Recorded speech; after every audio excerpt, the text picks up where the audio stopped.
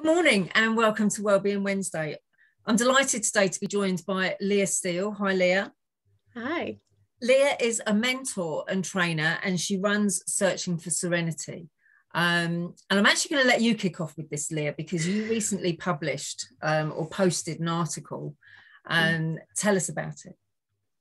So the article that I reshared was originally from the Daily Mail, and it was chief of one of the banking organisations in Paris who'd given a speech where he essentially said that his approach to junior workers who were complaining or whining about working 80-hour weeks was to get rid of them and to employ young, hungry, poorer people, because they were more hungry to do the work, and so they'd stick it out. And my rant went on a lot of different things because, as you know, my focus is around burnout. My frustration with this is really simple.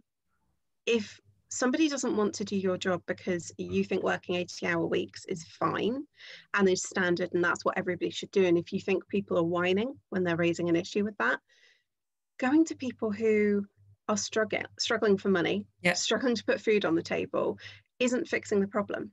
All you're doing is leveraging fear in order to make sure that people comply, and you continue to churn the work out no matter what. And I'm a little bit sick of that. I'm sick of people being the collateral damage. Yeah, I quite agree. And I think to bring it a little bit closer to home, we had a little chat before we started recording about when I became a parent. I was a lot more careful about the hours that I worked. And I was certainly marginalised by some of my colleagues because of it. And I know that I've done work with industries where the workload is just so huge. And there's this expectation that they're going to get it done. But how can we change this? I mean, burnout is a thing. Give me your definition of burnout. So I used the World Health Organization's definition of burnout initially. So it's an occupational phenomenon, not a mental health condition. So that's the first thing. It's simply about energy in and energy out. That it's what happens as a result of chronic workplace stress that is not successfully managed, which is exactly what we're talking about. If somebody's saying 80-hour weeks, oh, shut up, stop whining, that's chronic workplace stress that's not being successfully managed. Shoveling the problem into somebody else doesn't fix it. So it's got three key facets: exhaustion and depletion. So taking a holiday, taking time off doesn't fix it. Negativity or cynicism or increased mental distance. So that's where either we know what negativity and cynicism is. We've probably all indulged in a little bit of office gossip and bitching. But it's also about that why you do what you do doesn't match up to how it feels right now. And then you've got reduced professional efficacy, drowning under your workload.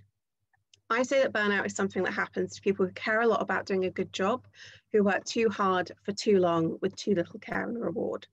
And it's just something that happens if you keep going at this pace for too long. But unfortunately, it's so common, we don't even really see it anymore.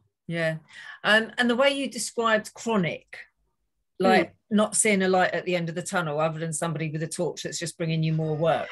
I mean, that was quite a favourite saying of ours for a little while. But broaden that for me. How do you, to people out there in simple terms, how do you know when your workload has become chronic? So it's really, really simple. When we think of stress, we tend to think of the acute stuff. We think of the really bad days, the terrible outcomes. That's acute. It's like if you think of an ECG where it's beeping along the screen, it goes up high, right? Chronic is just that everyday stuff that chips away at you. So chronic means it's long-term, it's consistent, it's never disappearing. And it's as simple as the question that I ask a lot of lawyers, because that's the world I came from, which is, when was the last time you cleared your desk and didn't have any work outstanding? And they all look at me and they laugh. I'm like, obviously never. That's chronic workplace stress. That's going home every day knowing that there's just as much waiting for you as there was when you started this morning, if not more. And I think that's really key. And I think it's a really, really good yardstick to measure how you balance your own work life. I mean, certainly for me, I know when I used to leave work, I would make every effort to clear my desk. Might have a couple of outstanding things that I'd have to get to in the morning, but nothing major. But when that workload does back up, people just use the work harder, but not necessarily work smarter. But we have to deal with this. I mean, it's actually tearing people out of industries, isn't it? It is, absolutely. There was a poll from Gallup in 2018 where they interviewed about 5,000 workers, and they found that 67% of people were experiencing burnout to an extreme or moderate level, some or all of the time. When they ran the poll again 2 years later in 2020, so just before we went into the pandemic, that had gone up to 76%. So that's 3/4 of workers experiencing some level of burnout. It's not that we're all weak.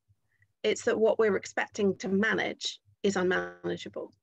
And if you think that you look around any office, if 3 out of 4 people are experiencing some level of burnout, what impact does that have on the rest of the team, on productivity, on profitability, on sustainability as a company? It's a real problem. It is. And it's funny because we were talking about the rail and transport industries, and how rail industry, the infrastructure side, is really highly regulated because of the danger of the environment they work in. We were talking about PCV drivers, HGV drivers, and again, their driving hours are very, very regulated and very strict. Times off between duties, length of times of duties, minimum breaks, and it's all designed to keep us safe. But there are so many industries, including the NHS, which I find really, really frightening. But the legal profession, banking profession, there's so many industries out there where our times are not regulated. Do you think that would be a step in the right direction to have more regulation around the hours that we work? I spent 2-3 years working in rail infrastructure after I left law. So my job was literally checking where we had people clocking in and out who worked too many hours. And the regulation, like you said, is so strict that it even regulates how far you can commute. And it's the hours plus the commute. To compare and contrast, when I was a lawyer, I was commuting 3 hours a day on top of an 8 to 12 hour workday, and nobody thought anything of it. It was perfectly normal for one of my colleagues to walk me out of the office at 10:30 to put me on the train, knowing neither of us got home till midnight and be back at our desks at 8:30. With that commute time, it makes no sense to me. No. There is some discussion about regulation. So there's been this thing about the right to switch off and not having emails outside of working hours. And I've seen a lot of bosses, a lot of managers saying, we don't need this right to switch off because everybody knows to be sensible. And everybody knows when I send them an email at 10 o'clock at night, I'm not expecting a response. Unfortunately, I get into trouble for things like this because my response was, okay, so when you're sending out your contract for employment, are you still sending out your working time regulation sign-off that says I can work 80 hours a week or more? And usually there's not an answer to that one. No. Which suggests to me that they still are, because I don't think that's changed in the last couple of years. So there's been proposals to restrict. There's a lot of pushback about it, because what's that going to mean for an industry if we suddenly shut down the working hours, if we reduce them down to something that's more like a 9 to 5? But I think it's necessary because clearly it's not happening. However, as we all know, regulation doesn't always mean compliance. Yeah. So.